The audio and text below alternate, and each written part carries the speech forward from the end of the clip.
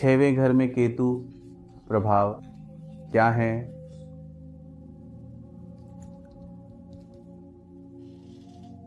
केतु को कोई परवाह नहीं है, यह बहुत स्पष्ट होना चाहिए। केतु बस परवाह नहीं करता।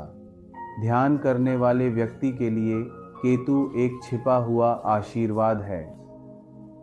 बाहर बहुत शोर है, लेकिन ऐसे व्यक्ति के लिए कोई परवाह नहीं है। वह अपनी आनंद में गहराई से लीन है।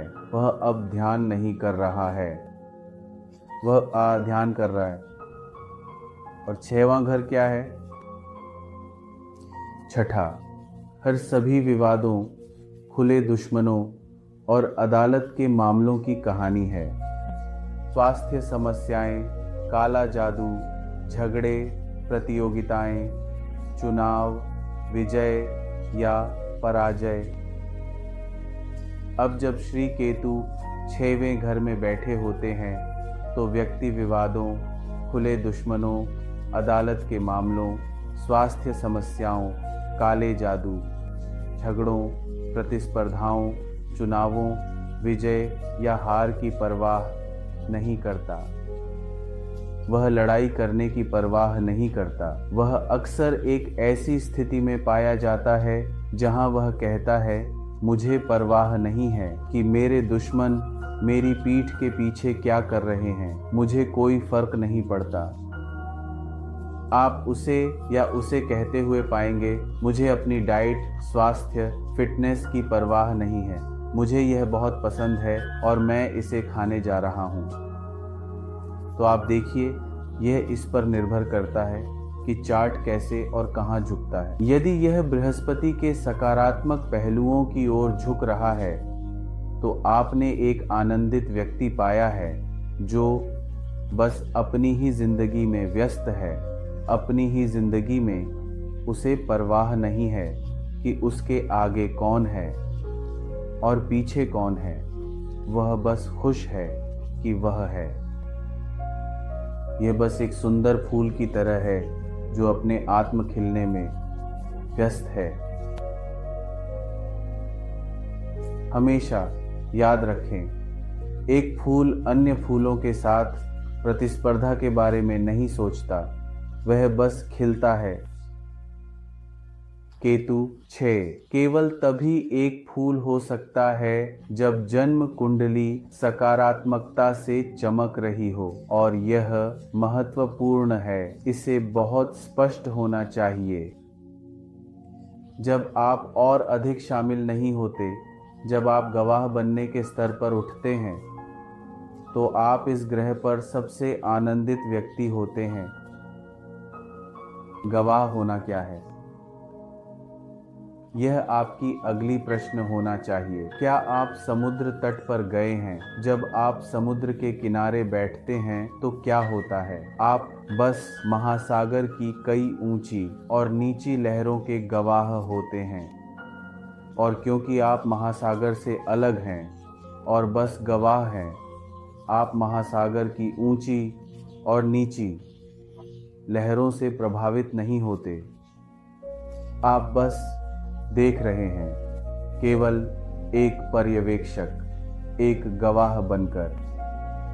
जीवन सबसे महान यात्रा है जो आप कभी भी कर सकते हैं, और इसलिए जब आप अपने जीवन की यात्रा पर होते हैं तो जितना अधिक आप एक अलग जीवन जीते हैं, उतना ही अधिक आप जीवन को गवाह बना पाएंगे।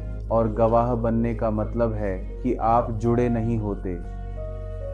जब आप अलग होते हैं तो आप कम प्रतिक्रिया करते हैं, और जब प्रतिक्रिया कम होती है तो कर्म का संचय नियंत्रण में होता है, जो आपको बहुत आनंद, खुशी और सुख प्रदान करता है। हमेशा याद रखिए, जीवन लगातार बदल रहा है। केवल एक चीज अपरिवर्तनीय है, और वह है आपका गवाह होना। गवाह होना सभी द्वैतताओं से परे है। यह अस्तित्व में एक पारलौकिक तत्व है। केवल गवाह होने के शाश्वत चट्टान पर ही एक वास्तविक जीवन का निर्माण किया जा सकता है। केतु 6 एक पूर्ण गवाह ऊर्जा है। यदि और केवल यदि व्यक्ति आध्यात्मिक रूप से झुका हुआ है, यदि व्यक्ति ध्यान करने वाला है, तो केतु 6 के लिए यह सबसे सुंदर स्थिति है। केतु के लिए सबसे महान स्थिति वास्तव में एक छिपा हुआ आशीर्वाद। पेंडुलम को दाईं ओर जो सकारात्मक है से बाईं ओर नकारात्मक की ओर ले जाएं, और आप एक पूर्ण अपराधी के साथ निपट रहे हैं जो अंधे निशानेबाज से कम नहीं है। उसे इस बात की परवाह नहीं है कि वह क्या कर रहा है। वह आपको मार सकता है, वह आपके ऊपर काला जादू कर सकता है बिना किसी परवाह के, बिना किसी समझ या चेतना के। तो अब आप केतु 6 के कुल नकारात्मक पक्ष को देख रहे हैं। हर सिक्के के 2 पहलू होते हैं, इसी तरह हर स्थिति के भी 2 पहलू होते हैं, सकारात्मक और नकारात्मक। इसलिए केतु 6 रत्नाकर की तरह है। क्या आप रत्नाकर को जानते हैं? आप उसे जानते हैं? यदि आप हिंदू हैं तो निश्चित रूप से आप उसे जानते हैं। आपके पूर्वजों और शायद आप भी उनके द्वारा लिखी गई सबसे दिव्य स्क्रिप्चर पढ़ते रहे हैं, और स्क्रिप्चर का नाम रामायण है। रत्नाकर एक चोर, एक हत्यारा था, लेकिन चमत्कार तब होते हैं जब भगवान आपको चुनते हैं।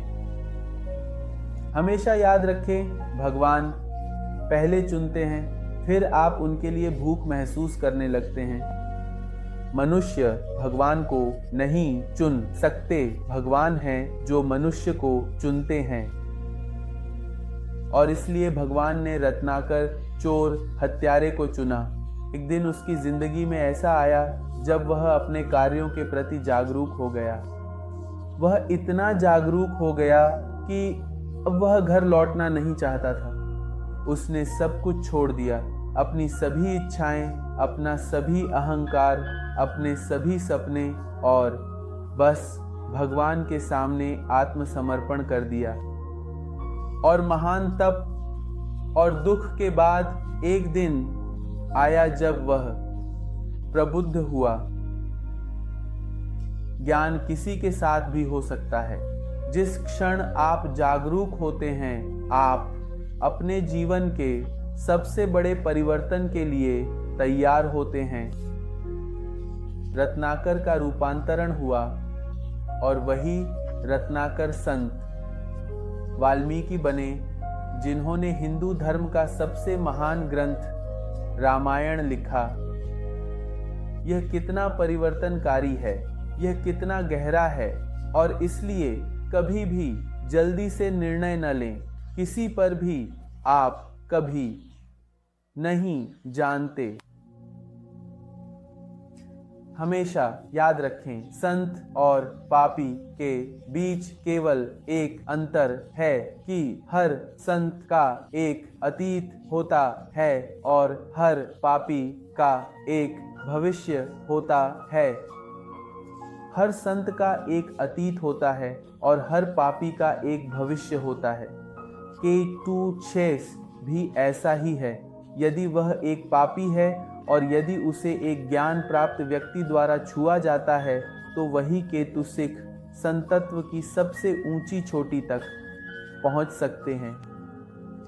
केवल वही व्यक्ति चोटी तक पहुंच सकता है जिसने सबसे गहरे घाटी का अनुभव किया है।